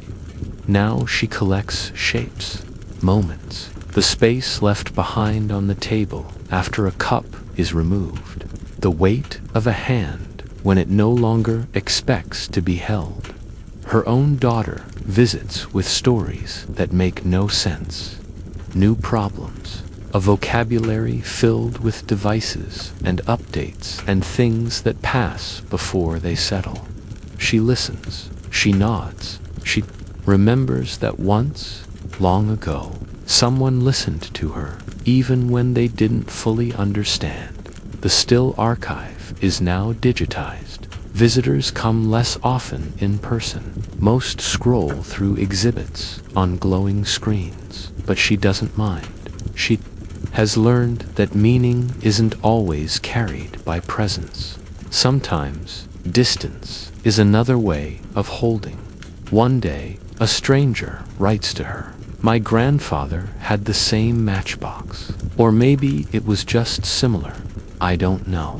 But when I saw yours, something in me opened. She replies, then it was. The same. She walks less now. Her legs argue. Her back whispers warnings. She spends more time in the chair by the window. The same shape, the same light.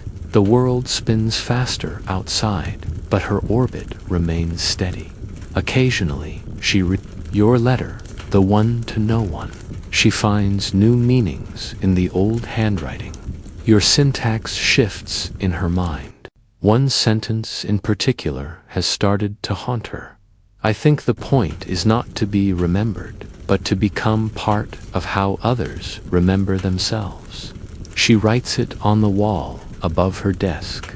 No quotation marks, no attribution, just there one night. The box falls not far, just from the shelf to the floor, but the sound startles her. She picks it up slowly, brushes off the dust, opens it. Everything is exactly as it was. The match is still there, still whole, still ready, but her hand lingers longer this time. She places the box back, not in the drawer, but on her desk, in the light, in reach. She starts writing again, not about the past, about readiness, about preservation, about what we owe, the things we do not use but keep. You, by now, are everywhere, in a phrase repeated by someone who never knew its source, in the decision to fix instead of discard, in a silence held slightly longer than necessary. You have entered culture, not broadly, not loudly, but deeply. You have become a seam, not visible, but essential. Your great-granddaughter grows quiet, not because there's less to say, but because the words have finally found their place, in drawers, in boxes, in the gestures of others. She begins to dream less of you and more of thresholds, doorways she has crossed, and some she has only stood in. She begins to feel her own weight in the world, not burdensome, but settled. Her presence now like yours once was, is made of pauses and patterns. One morning, a student sends her a voice message. They'd found a photo in the archive, a small black and white image of someone tying their shoes. Nothing written on the back, the student says. It reminded me of my uncle, who taught me to tie mine. Thank you for keeping this. She replies, that's what we do. We keep what's not ours. That evening, she closes the archive. Not forever, not dramatically.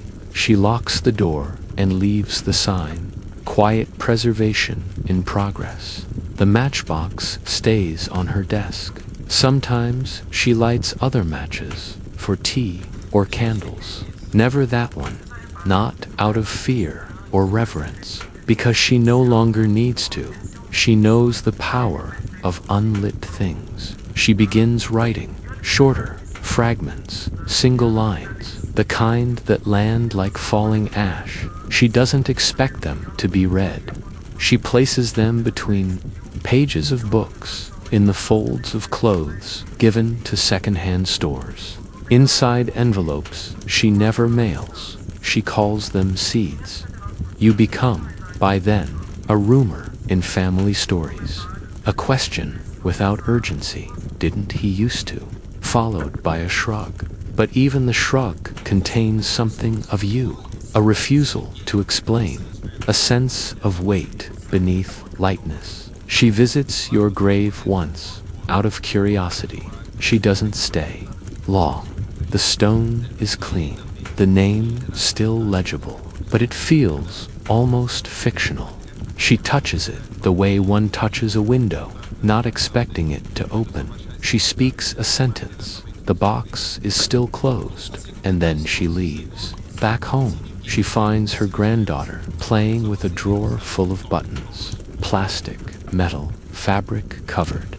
The child arranges them in circles, whispers to them, names some of them. One is called the grandfather. She doesn't interrupt. She watches. The apartment is quiet, but not empty. Even now, long after the last sound of your voice has faded from living memory, you are still making yourself heard in buttons, in shrugs, in things kept ready, in the patient silence of things not yet used. Long after your great-granddaughter is gone, the archive becomes a room with locked drawers and forgotten keys. Someone inherits it, not family, a university assistant, perhaps, a volunteer from a local history society. They enter with a checklist, gloves, and no personal attachment. To them, it's a task. They open boxes, they catalog things, they photograph everything from 3 angles. They speak in numbers. Item 7A, bronze, light oxidation. They hold the matchbox with curiosity, not reverence. They write, unlit match, unknown origin, preserved condition, possibly symbolic. They don't strike it. Of course not. They place it in a clear plastic envelope and seal it with tape. It is no longer yours. It belongs to the system now, to the grid of tagged and stored artifacts, to the notion that meaning is best handled with gloves. But something resists.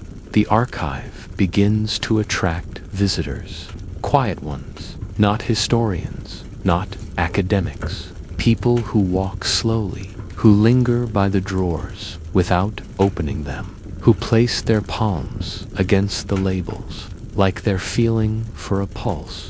One writes a note in the guest book. There's something here I remember, but I've never seen it before. Another leaves behind a small button.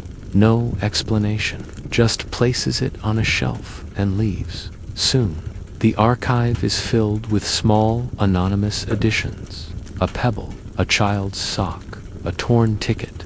No alarm goes off. No one is caught. No one is punished. It is no longer an archive. It is a shrine. The new custodian, someone who doesn't believe in ghosts, but lights a candle just in case, begins to speak of you without knowing your name. They refer to you as the one who waited. They create a small sign beside the matchbox, not for use, only for remembering. A child reads the sign, asks, "Remembering what?" The custodian shrugs, and that shrug, the refusal to define, becomes the last faithful echo of your life. The match remains unlit, not because of neglect, but because its work is already complete. The archive, decades later, has moved again, not to a museum, not to a university basement, to something quieter. A room inside a public library, second floor, past the poetry section, through a door marked simply, Reading Room C. There's no plaque, no brochure, just a room with soft light and drawers labeled in faded ink. No one is sure who funds it, but the building keeps it clean, warm in winter, dustless in spring. The matchbox is still there. It sits behind a small pane of glass on a wooden table. The sign beside it has yellowed. Someone wrote a second line in pencil beneath the original text, not for use, only for remembering, and for keeping certain fires unlit. People still come. Not many, but enough, a janitor once said, that room's always warmer, even when the heat's off. Some enter out of curiosity, some out of accident, but all leave with the same look, that something shifted, something quiet, something that has no name. One visitor, a teacher, brings her class every year. She doesn't explain the room in advance. She simply opens the door, lets them wander, and only later asks them what they noticed. Answers vary. It smelled like my grandfather's kitchen. There was a sound, like breathing, but quiet. I felt like I was supposed to remember something, but I didn't know what. None of them ask what the match is for. One child draws it, a simple brown rectangle with a single line inside. They title the drawing, Thing That Waits. The teacher keeps it, the custodian, different now, but with the same careful hands, changes the flowers on the windowsill weekly, artificial ones, but always chosen to match the season. They don't talk much, but once, to a friend, they say it's not a real archive. Not anymore. It's something else. A place where stories rest before becoming something else. They never explain what the something else is, and no one asks. Eventually, a writer stumbles in, mid-30s, worn, notebook, coffee-stained fingers. They sit by the window for hours, then leave a note in the guest book. The most honest room I've ever been in. They return, again and again. They stop writing about cities and begin writing about shoes, thread, cold, water in a chipped glass. Quiet rituals no one sees. One day, the matchbox appears in one of their stories. Not directly, not named, but present. A character keeps something they never use. Everyone who reads it feels it, even if they don't know what it is. The story spreads, slowly, earnestly, translates itself across languages, cultures. A man in Seoul reads it and leaves a photograph of a button on a bench. A woman in Porto sends a package of salt to someone she barely knows. A child in Nairobi begins collecting paper scraps and arranging them by shape, not color. No one calls this a movement, but it is quiet, inward, a migration of meaning without flag or slogan. The custodian updates the sign again, not officially, just a small card tucked beside the matchbox. If you've kept something too long and don't know why, this is your answer. The janitor dusts the glass more gently now. A local musician composes a piece based on the match. Just 3 notes, played once, then silence for exactly 45 seconds. Then the same 3 notes, reversed at the performance. No one claps, not because they didn't like it, because the silence asked not to be interrupted. The library staff debates removing the archive. The room isn't popular. It doesn't generate data. No one scans barcodes there, but the head librarian visits it once, stands before the matchbox, breathes, leaves without a word, and the room stays. Asterisk, no budget increase, no press release, just a small note in the ledger. Room C maintain. Decades continue to pass. Some people forget, some remember without knowing why, and somewhere in a small, quiet room in a building filled with questions, a match waits. EONLIT. Unmoved. Unneeded. Essential. Just like you. By the time a century has passed, the room is no longer known as Reading Room C. It becomes simply the quiet room. No one knows who started calling it that. It's not on the official map of the library. There's no door label anymore, just a worn frame where a sign once hung. Visitors still find it. Word spreads, not online, but through whispers. A recommendation between friends, a memory shared at the right moment. You should go. Someone says, just sit, don't touch anything. Inside, nothing has changed, and yet everything has. The matchbox is still on the table. Its glass is foggier now. The writing on the sign has faded, overwritten with so many pencil notes it resembles a but you can still make out the original line. Not for use, only for remembering. The match itself has not moved, but it has gathered meaning. It is now more than an object. It is an instruction. Keep something, even if you don't know why. Don't light every fire.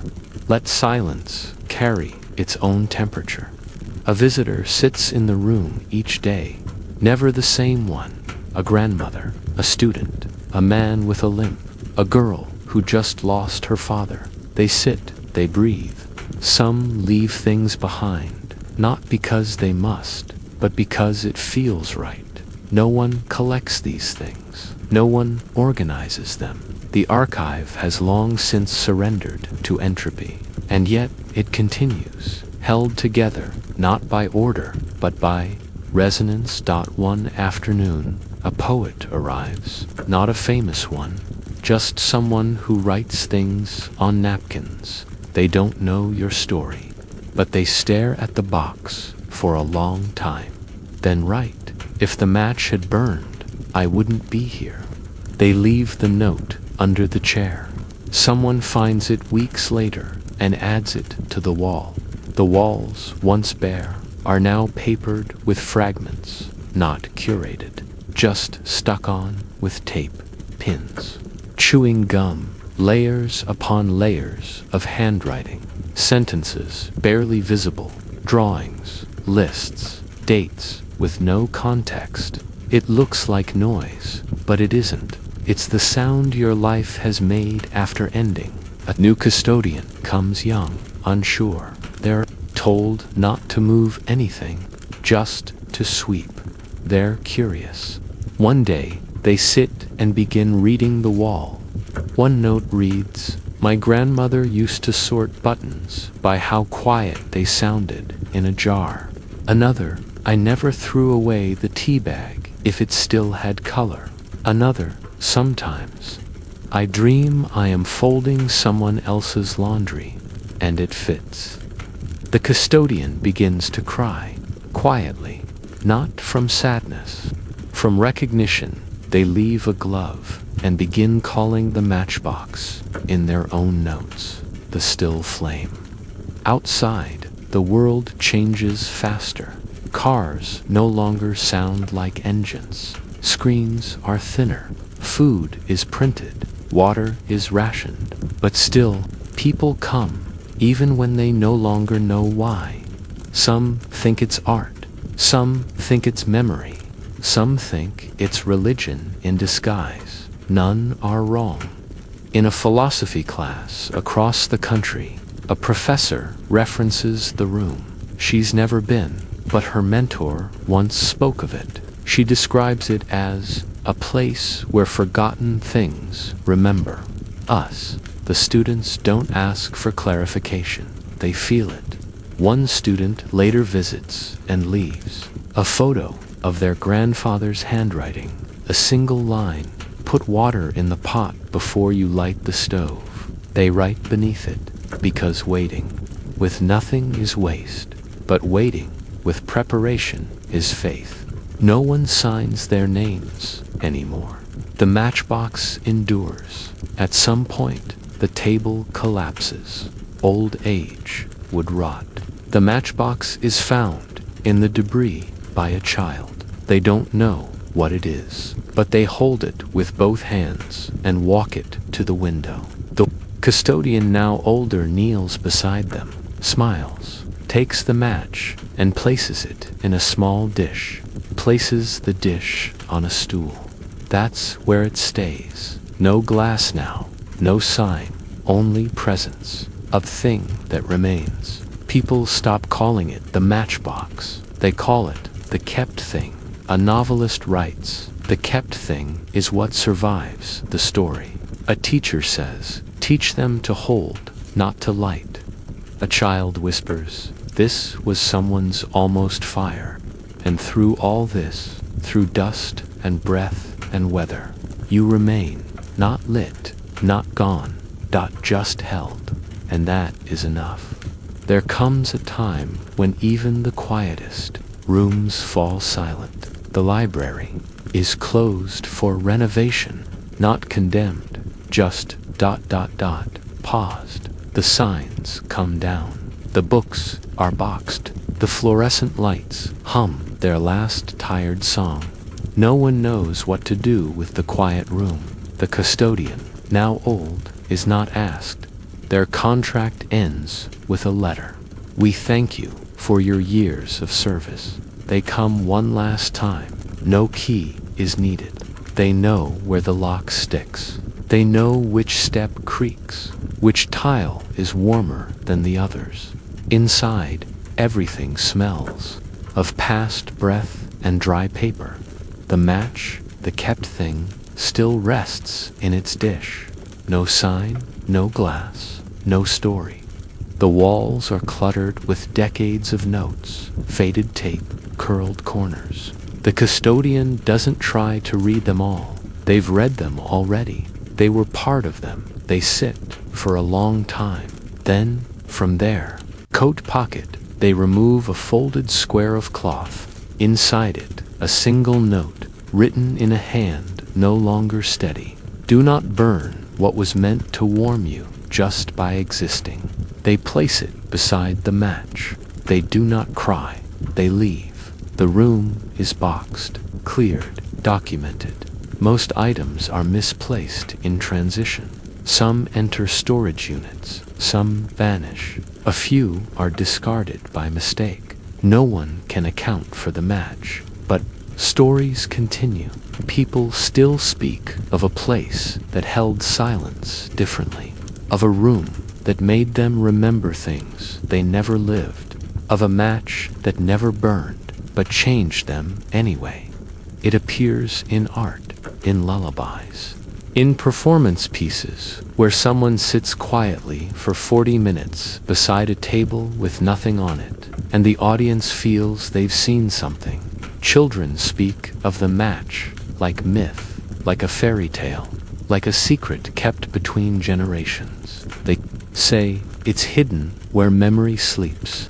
You can't light it, you have to listen to it. It's still waiting, and they are right. You, by now, are no longer a man.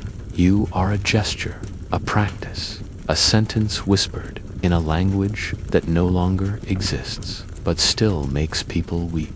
You are not memory. You are muscle, reflex, inheritance. Without narrative, the match does not burn. It glows somewhere. Someone folds a towel the way you did. Someone saves a piece of string. Someone holds still long enough to hear a silence with your shape. And so you disappear, as all things must, not into Ashdod, but into the way someone waits before speaking, into the way someone does not light a fire they do not need, into the space between gesture and reason, into the pause that holds everything, and thus you remain.